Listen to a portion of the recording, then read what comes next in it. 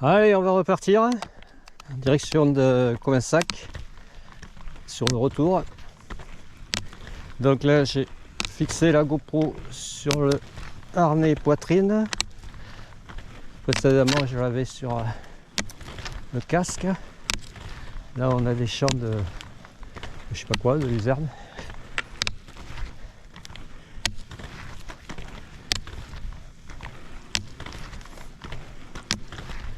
Ouais, il fait vraiment chaud. Pas grand monde aujourd'hui.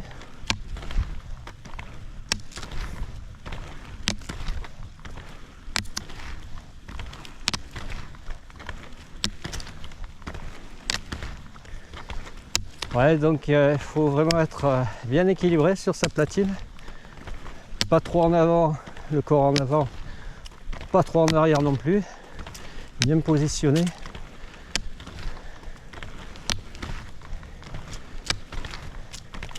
Un petit peu en avant, mais pas à toucher la pointe des pieds, enfin voilà, mettre ses bâtons devant, pousser au niveau de la roue avant là, bien pousser tout jusqu'en arrière. Alors si on pique pas correctement, si on pique, oula, si on pique trop, si on a le bâton trop incliné, ben ça va déraper. Faut piquer, ça sert à rien de le piquer droit. Celle-là, on n'a pas une bonne poussée. La poussée, elle se fait de bas en haut. Et en fait, la poussée, elle se fait d'avant en arrière. Comment dire, peut-être pas 45 degrés, mais je sais pas à combien l'angle. Après, ça dépendra de la pente. Hein.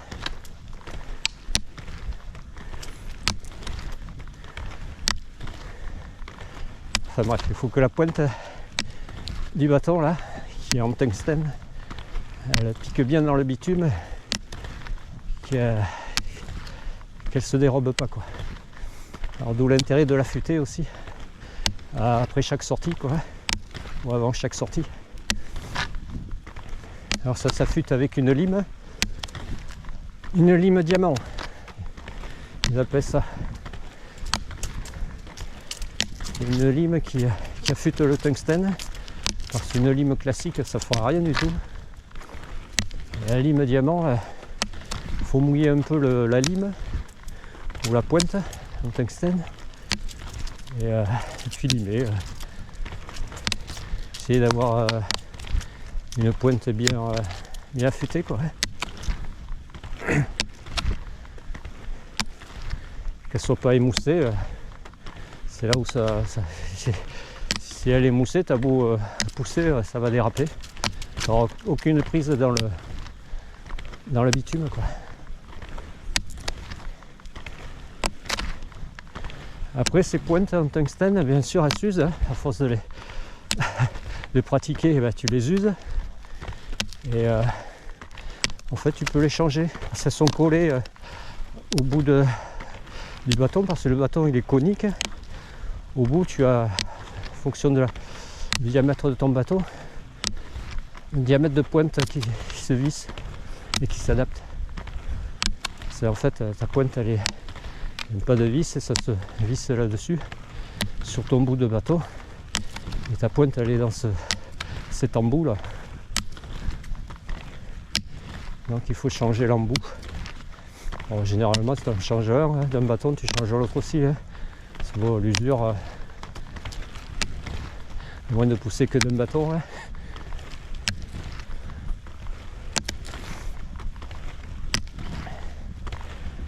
Voilà.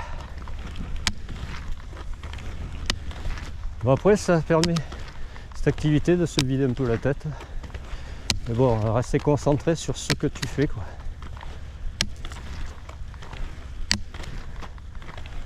Toujours faire gaffe. Bon, devant tu vois ce qui arrive, mais c'est surtout derrière quoi. C'est vite pris au dépourvu, vite fait surprendre quand il y a du monde qui arrive. tu sais pas comment ça va réagir. Tu peux avoir une personne comme tout un groupe. Alors, ce qui est bien des fois, c'est de demander vous êtes tout seul, vous êtes plusieurs? Bonjour. Ah, là je crois qu'il y a quelqu'un derrière. Ouais, mais quelqu'un qui... C'est pas derrière, c'est à côté. D'accord.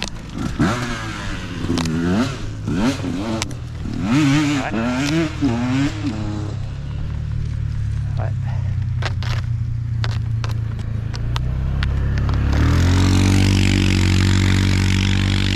Ouais. J'avais douté bien que c'était que les chemins ici c'était plus pour pratiquer les motocross du quad que du VTT. Hein. Ça avait plus l'intérêt. C'est en fait, moi je me fais vite chier. Quoi.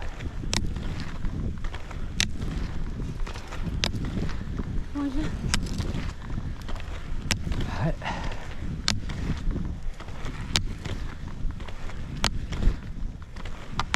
Bon, après, au niveau réglementation, voilà quoi.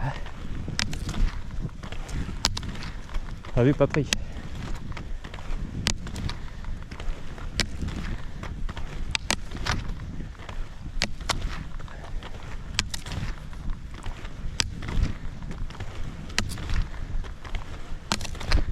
Après, tu peux avoir des traumatismes quand même, à force de pratiquer, là, tendinite derrière les coudes, au niveau des chevilles, il y a des micros en torse. Ta cheville, elle arrête pas de bouger, quoi. À moins de la strapper.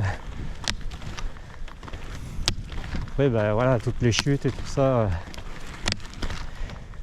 t'as beau avoir les protections, t'es pas à l'abri de te râper, faire mal, etc. Quoi. Il suffit que t'aies ton bâton qui se foute dans tes roues, entre les jambes, là c'est par la gamelle. Bon, après, si tu peux, ben, tu vas dans le fossé, quoi. Tu te jettes dans le fossé. Mais bon, réflexe, pas le temps d'y penser, quoi. Qu'est-ce que tu vas faire? Chaud.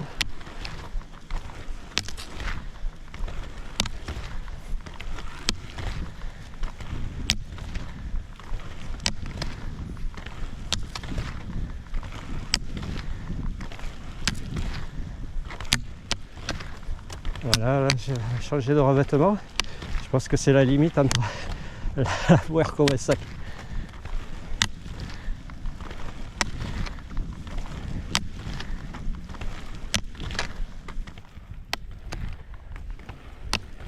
Il est moins roulant celui-là.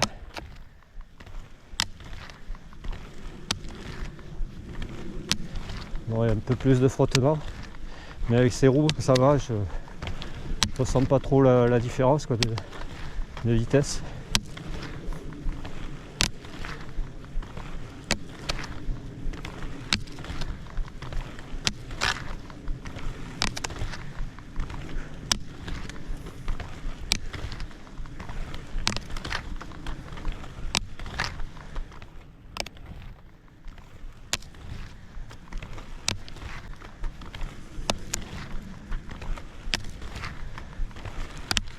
Après, il vaut mieux prendre, si on a une semaine de congé par exemple, il faut pas le faire tous les jours, quoi.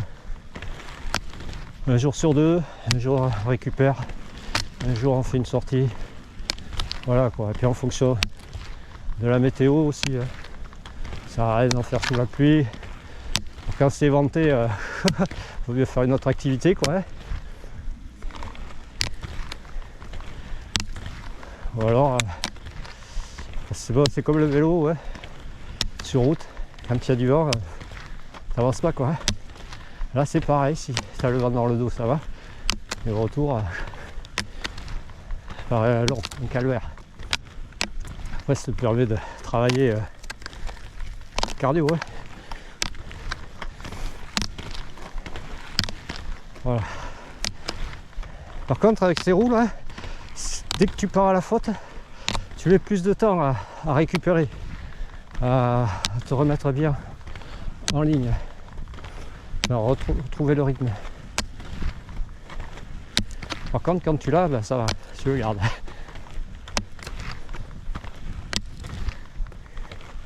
Faire des poussées uniformes, bien gérer sa poussée, son temps de récupération. Voilà, comme je commente, ben, le temps de récupération, nada. Je m'épuise de plus. En fait, une fois que tu as poussé, après tu as un temps de glisse sur une jambe, sur l'autre. C'est ça qui va déterminer ton amplitude et ton rythme, quoi. Après, si tu n'as pas la poussée qui va avec, bah, ça sert à rien d'allonger le truc, hein. Parce que plus tu vas allonger, tu vas allonger ta poussée, plus tu vas avoir un rythme de croisière, une lancée, et puis continue sur la lancée. Alors là, attention, voilà, comme je disais, là il y a les glands, les brindilles. Donc là, ça se fout entre le garde-boue et la roue, la base de la platine et la roue. Et bien, au niveau de, ça te crée ça s'agglutine, la merde là, ça fait un bruit d'enfer. On verra plus loin, on sera dans le passage sous les chaînes, le bruit que ça fait. C'est obligé de t'arrêter parce que c'est insupportable, le bruit. Des fois ça s'en va, mais c'est rare que ça parte comme ça.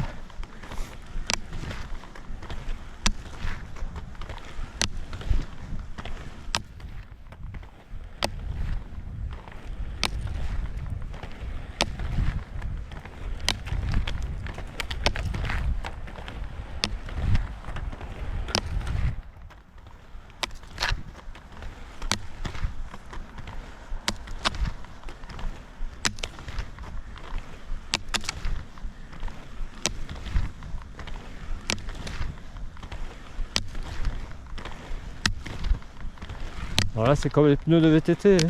Plus tu vas gonfler, plus tu auras du rendement. Moins tu vas les gonfler, les pneus, plus tu auras du grip, mais au détriment de la vitesse, quoi, du rendement, quoi. Tu vas devoir pousser plus et te fatiguer plus.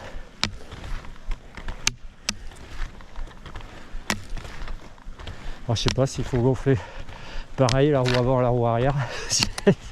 C'est rien.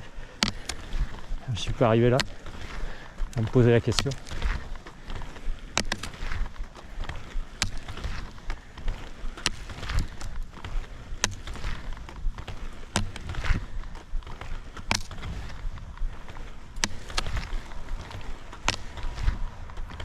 Après, à la fin de chaque poussée, comme ta jambe qui s'écarte de ton axe de corps, il faut la ramener.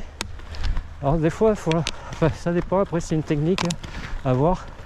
Soit tu ramènes dans l'axe, mais pas toucher l'autre jambe, soit tu essayes de revenir le plus possible pied joint, talon, faire roue arrière, presque à se toucher. Et là, ça te fait une amplitude plus grande, un geste beaucoup plus coulé, plus stylé, plus voilà, ce genre là où tu travailles autre chose. Déjà tu es plus bas sur ton centre de gravité, plus à travailler sur la poussée sur les jambes que sur les bâtons. Là je crois qu'il y a quelqu'un qui arrive, j'ai entendu un klaxon, voilà, donc je ralentis. Je fais des gestes moins amples jusqu'à ce qu'il passe. Tiens, klaxonnez bien avant. C'est bon. Ouais. Vous êtes nombreux? Oui. Ok, merci.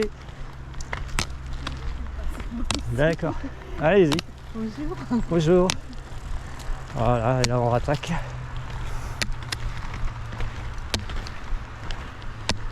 Ouais, bon, il y en a qui vont plus vite, hein, qui klaxonnent et tu les as déjà dessus.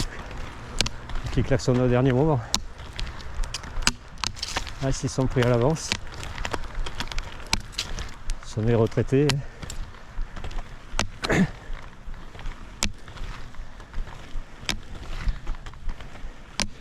Mais aussi, ils ont un peu d'appréhension quoi, quand ils croisent des gens. C'est la moindre chute à leur âge, hein, c'est...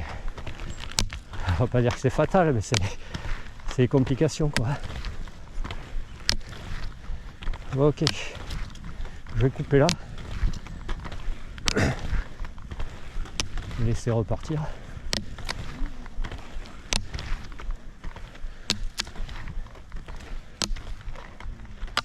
Ok man.